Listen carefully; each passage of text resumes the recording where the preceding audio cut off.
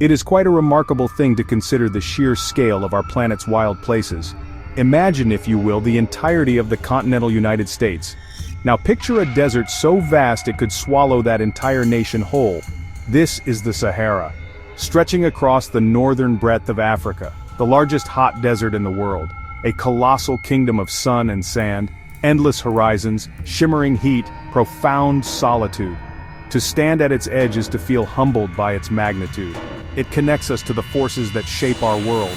It defies our modern sense of scale, a reminder of nature's power, not a monotonous flatland, a world of dramatic sculpture shaped by wind, great seas of sand, ergs, monumental dunes tower hundreds of feet, crests sharp as a knife's edge. When the wind howls, the air comes alive. Sandstorms or haboobs can form towering walls of dust. They blot out the sun and turn day into eerie twilight. Life here, against all odds, endures. In the cool of night, fennec foxes emerge to hunt. Yet within its harshness lies stark, profound beauty. The Sahara was not always the arid giant we see today. Its transformation is a story written in the stars and in the slow, deliberate tilt of our planet. The desert's existence is largely governed by a fascinating celestial rhythm known as the Milankovitch cycles. These are long-term periodic changes in Earth's orbit around the Sun and the wobble of its axis. Every 20,000 years or so, this planetary tilt shifts, altering the path of the African monsoon. For thousands of years, the monsoon rains would push far to the north, drenching the land. Then, as the Earth's tilt changed again, the rains would retreat south, leaving the vast region to the mercy of the sun. This cyclical change from wet to dry is the engine behind the Sahara's creation. As the life-giving monsoons withdrew thousands of years ago, the vegetation that once covered the land began to wither. The soil, no longer held in place by roots, was left exposed to the wind and the sun. Over centuries and millennia, the wind began its tireless work, lifting the finer particles of dust and silt and carrying them away, leaving behind the heavier grains of sand. This process, known as desertification, slowly but surely stripped the landscape bare, laying the foundation for the immense sand seas that define so much of the Sahara today. It is a powerful reminder of how intimately our climate is linked to the cosmos. The landscape we see is the result of an unimaginably long and patient process. The vast quantities of sand that make up the dunes did not simply appear. They are the weathered remnants of ancient mountains and rock formations. Over millions of years, rock was broken down by thermal stress, the expansion and contraction caused by the extreme heat of the day and the cold of the night. Wind and occasional flash floods further eroded these materials, which gathered it into the colossal dune fields that are among the most spectacular sights on Earth. Beneath the endless dunes lies a secret history, a lost world that is almost impossible to imagine when faced with today's arid reality. Just a few thousand years ago, the Sahara was green. It was a land of sprawling grasslands, deep lakes, winding rivers. We know this not from myth or legend, but from extraordinary evidence left behind. Ancient rock art, etched and painted onto cliffs and boulders in now inaccessible parts of the desert, serves as a window into this verdant past. These stunning galleries depict a world teeming with life, a vibrant ecosystem that has long since vanished. The images these ancient artists created are simply astonishing. They show people swimming in what are now bone-dry valleys. They painted herds of giraffe, their long necks reaching for the leaves of acacia trees. There are images of elephants, rhinoceroses, hippopotamuses wallowing in rivers that no longer flow.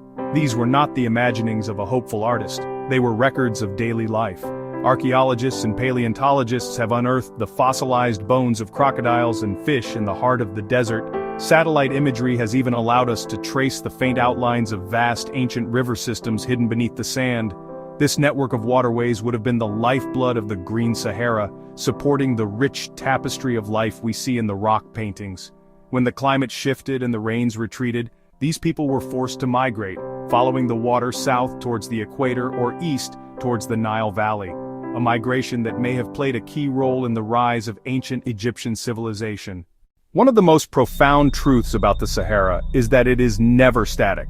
The desert is a place of constant, perpetual motion. While the great climatic cycles unfold over millennia, change also happens on a much more immediate timescale. The wind, the desert's master sculptor, is always at work. Every gust lifts and deposits grains of sand, causing the dunes to migrate. A single dune can move several meters in a year, a slow but inexorable march across the landscape. This movement can swallow roads, buildings, oases. What appears to be a permanent solid mountain of sand is, in reality, a wave in a slow-motion ocean. This constant shifting is driven by the physics of wind and sand. As wind flows over a dune, it picks up sand from the gently sloping windward side and deposits it on the steeper leeward side, known as the slip face. This process causes the entire dune to roll forward, grain by grain.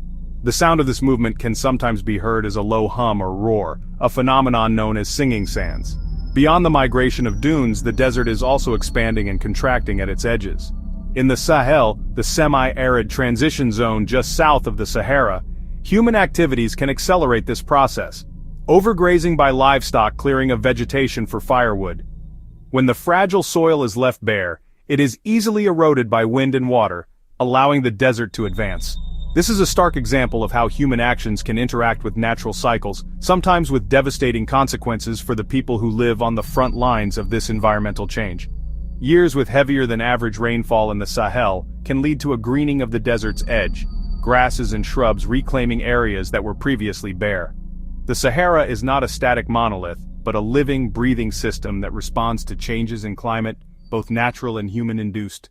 Given the Sahara's dramatic history of transformation, a fascinating and important question arises. Could it ever become green again? Based on our understanding of the Earth's long-term climatic rhythms, the answer is almost certainly yes. The Milankovitch cycles that turned the Sahara into a desert in the first place are still in motion. In roughly 10,000 to 15,000 years, the Earth will once again tilt, so the West African monsoon is drawn much further north, bringing life-giving rains back to the heart of the Great Desert. It is a mind-boggling thought that in the distant future, rivers may once again flow where today there is only sand. However, the question is now being asked in the context of our own rapidly changing climate. Some climate models suggest that a warmer world could, paradoxically, lead to increased rainfall in certain parts of the Sahara. The mechanisms are complex, but a warmer atmosphere can hold more moisture. We are, in essence, conducting an unplanned global experiment, the results of which are not yet fully known. While we wait for planetary cycles or climate change to run their course, ambitious ideas are being explored to actively reclaim parts of the desert. One of the most audacious is the Great Green Wall Initiative. This is a Pan-African project that aims to plant a vast belt of trees and vegetation, stretching over 8,000 kilometers across the continent along the southern edge of the Sahara. The goal is to combat desertification, restore degraded land, and create economic opportunities for the millions of people living in the region. While progress is challenging, it represents a remarkable symbol of hope and a testament to the human desire to heal the land. The Sahara, therefore, is not just a relic of the past but a dynamic stage for the future. Its story teaches us that landscapes we perceive as permanent are in fact profoundly changeable. Whether through the slow, inevitable dance of the planets, the uncertain consequences of our own actions, or the determined efforts of human ingenuity, the desert's future is not yet written. If you learned something new, hit like and subscribe.